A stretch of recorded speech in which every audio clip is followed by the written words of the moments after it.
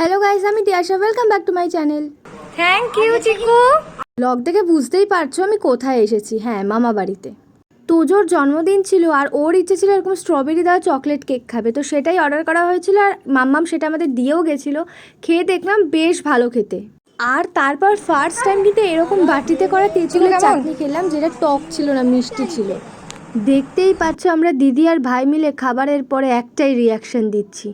যাই হোক, অনেক দিন ধরেই ভাবছিলাম তোমাদের সাথে এটা শেয়ার করবার, করে ওঠা হয়নি। মামা এখানে 27 কি 28 রকমের ইনডোর প্ল্যান্ট এনেছে, যার একটারও নাম, মানে বেশিরভাগেরই নাম আমি জানি না।